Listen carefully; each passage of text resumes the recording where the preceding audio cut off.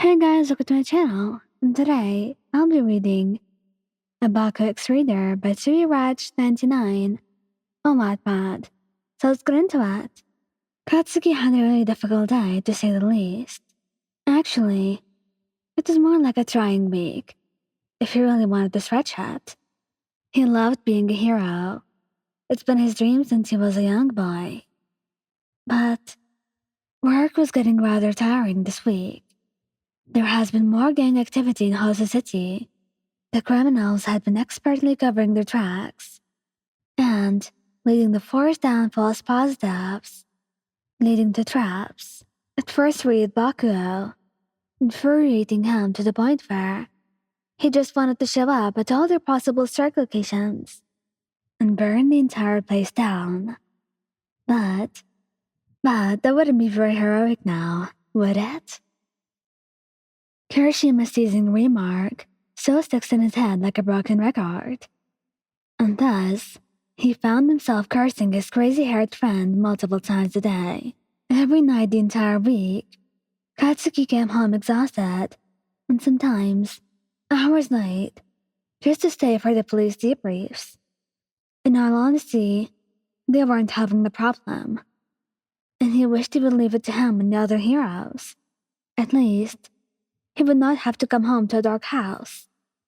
By the time he returns, his precious teddy bear is all wrapped up in bed, the space empty, and waiting for Katsuki to take it. Being a good boyfriend, Baku doesn't want to bother you out of your sleep, so he ends up staying on the other side of the bed, and he wakes up before you wake up. It's the most frustrating thing in the world. How is he supposed to shower you in all his love if he doesn't even have the chance to talk to you all day?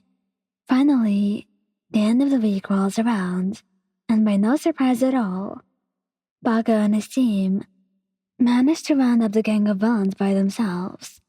The police just an accessory to the whole thing.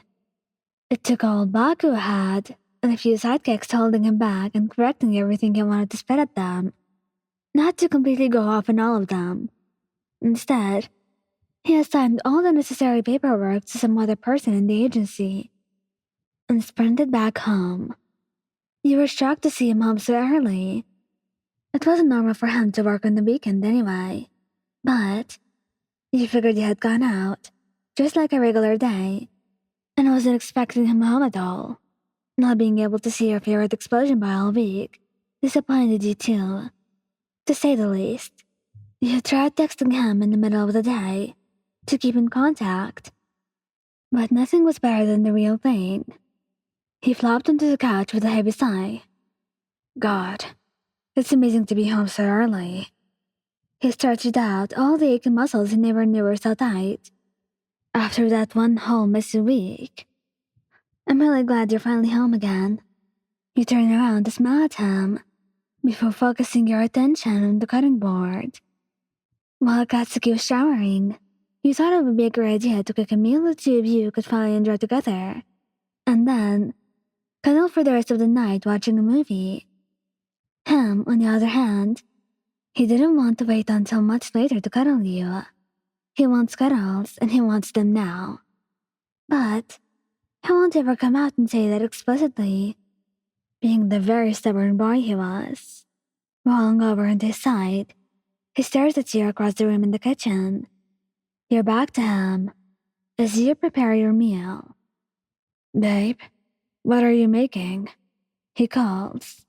Fajita, you want it spicy, right? Yeah. He's upset that you haven't looked in his direction for very long since you got home. What were you doing before I got back? Not much, really. I was just watching the TV. He feels prejudice waiting for you to come back, so he gets up and stands at a distance.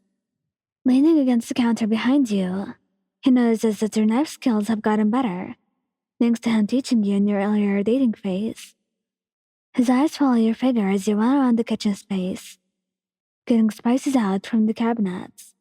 Another balanced to mix the food in. It annoys him. Any other day he would look on at you with pride, knowing that you learned with his help. But today, he's exhausted, annoyed, and he just wants to cuddle for God's sake. He passed by him, scanning him up and down. The furrow of his brows, and the clenched fists, and the way his arms cross over his chest show how tense he looks. Do you want to help me? No. He answered a bit too roughly.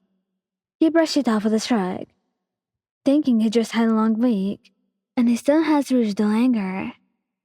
And returning your attention back to the cooking. The chicken is marinating in the blend of spices, and all the bell peppers and onions are sliced. All that's left to do is cook everything together. Just as you place a large skillet on the stove, your legs are off the ground. Bakugou's arms tightly wrap around your torso as he carries you out of the kitchen. Katsuki, what about dinner? Screw dinner.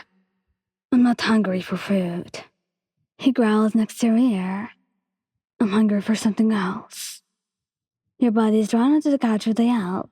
The spiky-haired boy hovers over you, crimson eyes boring with yours for a moment. The intensity stops your breath, making you slightly fear what will come next.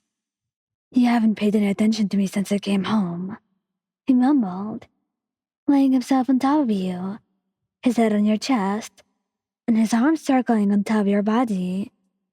All I wanted was to be next to you. Softening at his behavior, your fingers naturally thread into his hair. Why didn't you just say so? Do I have to say it? He snaps. I haven't even touched you all week. I missed you like crazy. Okay.